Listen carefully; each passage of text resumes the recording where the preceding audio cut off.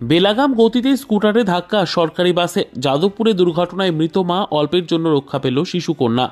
সাত সকালে পথ দুর্ঘটনা ঘিরে তীব্র চাঞ্চল্য যাদবপুরে। সরকারি বাসের বেপরোয়া গতির বলি স্কুটারে থাকা সবারই। বাসের ধাক্কায় মৃত্যু হলো মহিলা আরোহীর। গুরুতর জখম ব্যক্তি, তাদের 4 বছরের শিশুকন্যা অবশ্য রক্ষা পেয়েছে বলার জোরে।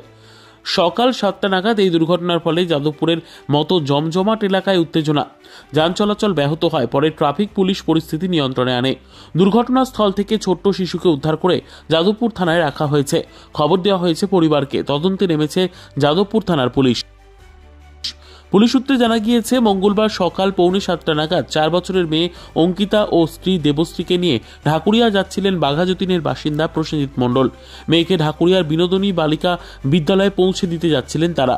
যাদবপুর 8B বাস স্ট্যান্ডের কাছে আসতেই ঘটে দুর্ঘটনাটি।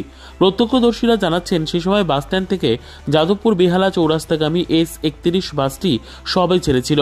কিন্তু শুরুতেই তার গতি এত বেশি ছিল যে তাতে প্রসেনজিৎ বাবুর স্কুটারটি কার্যত বাসের নিচে ঢুকে যায়। ঘটনাস্থলে মৃত্যু হয় তার স্ত্রী দেবশ্রীর। গুরুতর জখম হন স্কুটার চালক প্রসেনজিৎ। তাকে বাঘাযতীন হাসপাতালে ভর্তি করা হয়।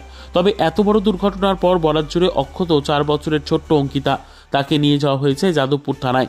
সাত সকালে এই দুর্ঘটনায় সরকারি বাসের গতিকেই দায়ী করছেন স্থানীয় বাসিন্দা, পথ চলতি মানুষজন। স্ট্যান্ড থেকে বেরিয়েই S31 বাস যে এতটা গতি নেবে তা ভাবতেই পারেনি কেউ।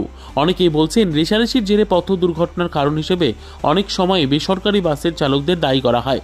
কিন্তু এক্ষেত্রে কেন সরকারি বাসের গতিতে লাগাম পরানো গেল না, এ নিয়ে সমালোচনার মুখে পড়েছে পরিবহন দপ্তরও। প্রশ্ন উঠছে, পথ নিরাপত্তার সমস্ত বিধিনিষেধ নিয়ম কি শুধুই বেসরকারি বাসের ক্ষেত্রে? ব্যুরো রিপোর্ট, আপনার নিউজ।